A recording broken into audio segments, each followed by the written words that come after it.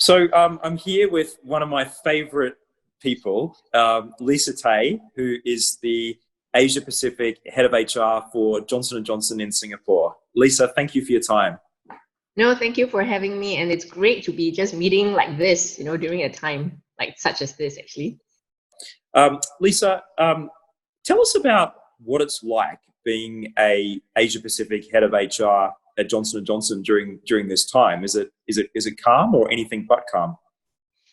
Yeah, and I would say it's not only Asia Pacific, right? But I think every leader who is going through situations or any crisis during this time. And how is it like? It's calm, I would say. And even if situations are not calm, I think as a leader, you have to be calm, right? So it's about inspiring others. It's about giving confidence, be it into things that the company is putting in or not. Certainly, things are very calm in the midst, I would say, of storms that is going through. And Asia Pacific now, I think it was about week 14 that we're into this situation, starting from China, and then now China is coming out of it, Korea is coming out of it, and we have seen, the whole pandemic, the cycle, I would say, and we are still not completely out of it. We're still watching it, but certainly back to your question, how has it been? It's been calm, and I think calm is what is needed as well. Yeah. Yeah, for sure. And you made an interesting point. You've seen it early. You've been involved in it 14 weeks, whereas obviously a lot of the world hasn't. What do you think that early mover advantage gave you as a HR leader and as an organization as well? Yeah, I think early mover, I think has its opportunities and challenges, obviously. The opportunity really is also being in the forefront. There's no playbook, and you get to architect the whole thing, right? And then you got to get to figure out what is needed. You get to figure out what are the, how would I say, measures that need to put in place, and also what are the opportunities available in the market as well. So that, certainly was there. Challenges, again, it's the same thing. You have no playbook. You don't really know where everything is going, and there are hits and there are misses. So you got to have the risk taking. You got to also lean in very much into that conversation, and the opportunity then presents itself when it becomes a global consideration, and we are actually able to lead that conversation up front. And I think being in a global economy, and obviously being an American company, Asia is, I would say, further away from the mothership. And being in a situation like that itself, where it presents the ability for us to lead from the front on a very global, important topic, it's a crisis not to be missed. In that sense, it's opportunity not to be missed in the crisis itself. Obviously, I think Asia is taking very seriously as well. So, how did the global organization leverage off Asia in a in a way that brought some quick learnings? Yeah, and I must say that our global cooperation has been really good. Right from the beginning, 14 weeks ago, when we started in this, our global health and services entity, which really looks after the health of our employees very much. We have always been in it, health and well-being of our employees, both physical, mental, emotional. So they have been part and parcel of our journey right from the beginning. So they saw what we went through. They saw the measures that were put in place. They saw all the activities that had to be there as well. And when it started appearing in all the other countries globally, they took the learnings very quickly and implemented it globally as well. They invited, obviously, our leaders, especially my leader in China, to be in many platforms and to really share the learning on the ground, not only in the policies and practices that we put in, but also the day-to-day considerations, what was happening, the emotional reaction people were having on the ground. So it was very quick, and it was always globally acknowledged, all the way from the top. Our chairman and CEO, Alex, has always been talking about it and thanking our China team especially for leading the way and for showing the world how things can be handled. Yeah, I talked to your colleague Alex, obviously, who's the head of HR for China, and Johnson & Johnson has 11,000 people in China, doesn't it? Yep. Yeah. That was quite Absolutely. an interesting case study of the size of an organization to be able to observe this with. Yeah, it is our largest employee base outside the US, so a significant, I would say, operations of Johnson and Johnson globally. And how do you think the HR agenda morphed and changed during a time like this? I mean, we know that the HR leader needs to be the all singing, all dancing thing, where sometimes the boundaries of the role, there is no clarity. But how have you found it change through this? You know, the interesting thing is that you think about it as a change. Actually, I didn't feel a change, Mm. right? When things like that happen, every leader leans in, including the HR leader. You don't go, what is my role? Where does it end and start? That doesn't happen.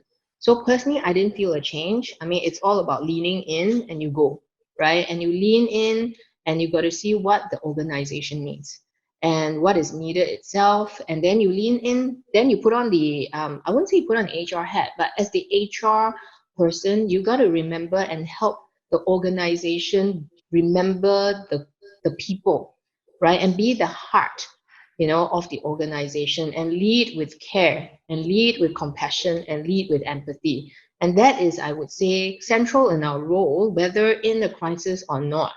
But during a time like this, it has to become even more pronounced, right? Especially if you look at companies around us, many of them have taken very, very drastic measures.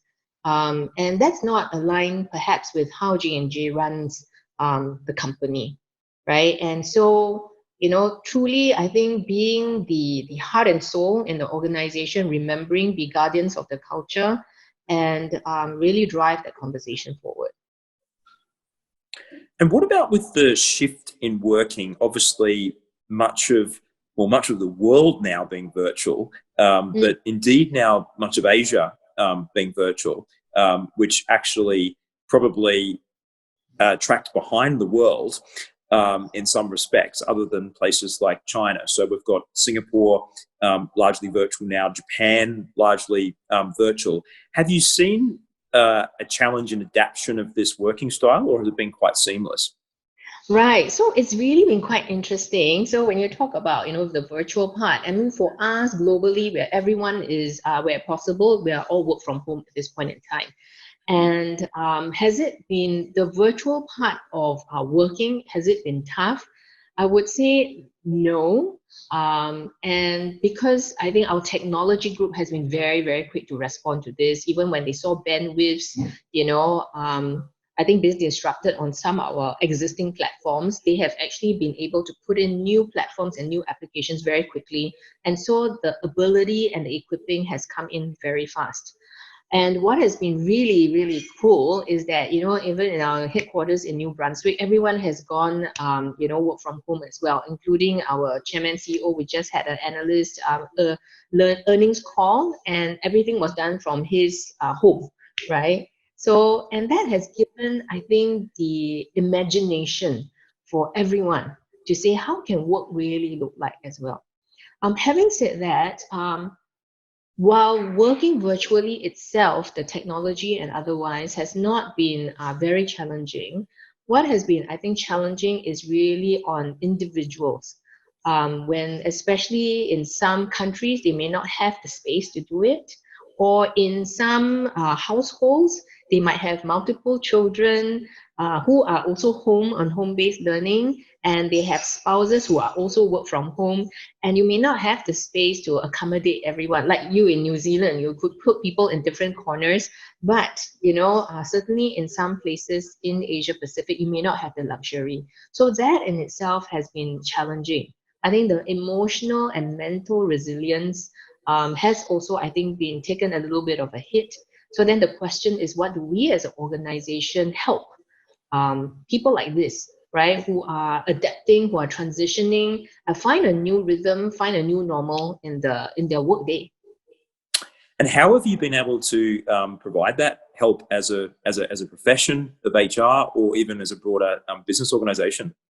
Right, right. So we have been very privileged, right? As a healthcare company, I know healthcare and health and wellness of our employees have been central to the conversation of our company itself. So even pre-COVID days, We have always been running things like Energy for Performance in Life, as you are very familiar with, which talks about how do we manage our energy, physical, emotional, mental, as well as spiritual, which is a purpose conversation. And this really starts to amplify, during a situation like that. And we are coming from a strong base. So, what we have been doing is also given more heightened support in times like this. So things like online counseling, where for anyone who's needed a healthcare professional on the end of the call, where people can call and really get a diagnosis or an idea of where their situation is like as well. We have also launched an app called Me Equilibrium, which is kind of a resilience helping, so people can actually, tag through it or give a call as well. So these are all the support infrastructures that's done. And also on the benefit side, we have given leave to people who are not able to work from home for either, reasons that I talked about, or their primary caregiver. We have given leave for them to be able to do that. Paid leave from the company. And we have also allowed people to carry over more, of their leave that they were not able to take.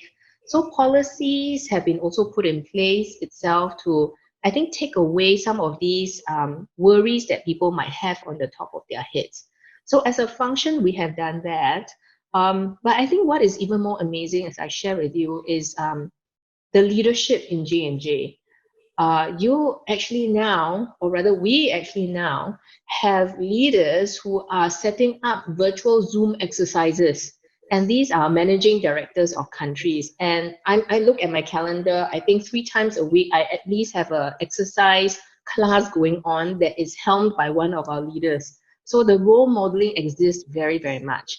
And that, again, it's not something that's built just in this crisis, but really from years and years of, I think, culture, purpose, that the company has come from, and really truly ingrained in our credo values. Yeah, it sounds like what's been really important is that the wiring has already been there, or the bandwidth has already been there, but then it's obviously being tested during this time. And then what you're saying is that if it's not right, it needs to be tweaked. So there needs to be some agility with that, which you were saying through the technology platforms to be able to divert and change. But the fundamental platforms need to be there and operable, because obviously this is hit very quick. Yeah, and not platforms only on the physical infrastructure, but platforms in the mindsets, platforms in the culture. I think that is very important because, we talked about New Zealand, we talked about Singapore, right? And you think about J&J. All this is really not built overnight. It came from years of trust being built, trust that people have in the management, trust people have in their leaders. You can have all the right measures, but when trust is not there, you can't implement very well. But because, I think in J&J, the employees have trust in the management that as a company, we put people first. We put, patients, we put our brothers and sisters who could be patients right in front, and we put employees right there. So the trust itself is something not to be undermined, and it really amplifies. And like you say, it tests the system in times like this. Mm. So, Lisa, what do you think is the potential out of what we've been through now to change the way of working and developing careers and all the beauty that comes from this massive disruption and possible glimpse of the future?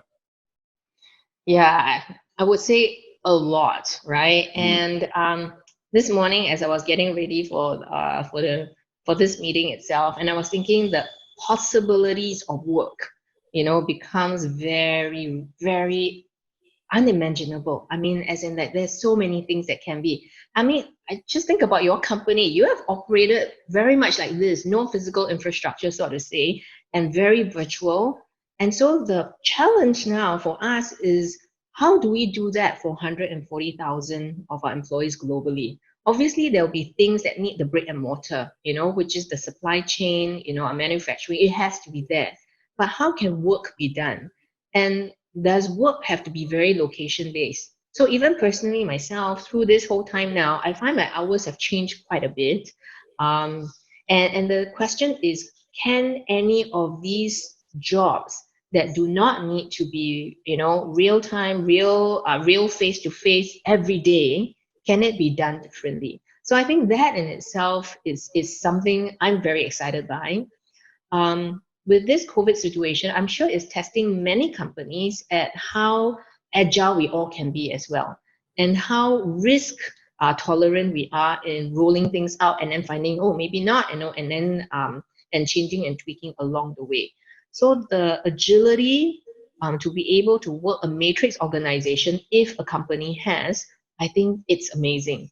I personally seen it, and I think about the picture of an elephant dancing, with tutus and stuff like that. And that's what we need to be for big companies. The opportunities are just amazing. And for Asia, I would say it is really showing us what is also possible, right? To lead the global conversation itself. And we have the platform, and it's up to us to really be dancing on that platform, be prima donnas, so to say, in that platform, and then have, make sure that we all come together and all be prima donnas together and be an amazing corps de ballet. As we put a really, I would say, a performance for people to enjoy, for people to learn, and for people to and grow together. I love that. The final That question. was on the fly, if I might say so. And I'm Yeah, assuming this part can be edited out. no, it's beautiful. It's absolutely beautiful. The final question I have for you is just around the profession, the HR profession, and what opportunity you see for the profession to really evolve, beyond this, because this is really quite an HR centric phenomenon that we're going through. We've got physical health, we've got mental health, and then we've got this transformative shift to decisions being made almost exclusively virtually, at the moment. So for the HR profession, and I think The Economist did a really good article a few weeks ago on the chief people officer being at the center of this, but it's a fascinating time for the profession to evolve. I think it helps to remind us, and this is something that I tell my team all the time. We are not here to support the business as a function. We are here to drive the business together. And in a time like this, we are put front and center whether you like it or not. Then the question is, do we have the leadership to be able to rise to that occasion? And then to say, and we no longer hide behind the conversation. We are here to support you, or, and you have to be front and center, drive the agenda, and also bring the agenda along with you and bring people along with you. So the leadership is actually quite different. So mindsets are actually quite different as well. And so the question, the challenge, I would say, of an HR profession is: are we ready for that conversation? Do you want to be in that conversation? Do you want to be in that leadership position? Take the accountability, take the risk, as well as put yourself out there, right? Is leaning in that conversation itself. And then looking at all the different facets that are needed, not only from the operational part, which you also talked about, but also the strategic conversation. Strategic, yes, we are managing the operations today, but then what is the future conversation? What do business models look like? What do customers look like after this as well? What is the way we're going to market? And what do we need to get ready now for that? So that is a strategic conversation that you got to run in parallel with the operational conversation. So that is certainly the change in the profession that you talk about. But at the heart of it, we must always be very mindful of the heart and soul of the organization. And I have seen companies where, the HR is very much, how would I say, a little bit more macho, very much more business, and just drive the P&L conversation.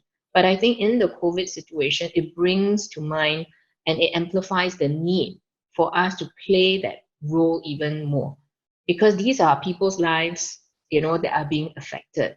So how do you bring that heart of compassion and empathy in into the P&L conversation, into the policy conversations. It's easy, as I always say, it's always easy to make the business decision. But if it's not intuitively economic, but maybe more compassionate, that is the harder conversation. And so the thing is, how can we actually influence and shape that tone at the top of the house with our business leaders? Brilliant perspectives from Lisa Tay, Asia Pacific Head of HR for Johnson & Johnson. Thank you, Lisa. Thank you for having me. Such a pleasure.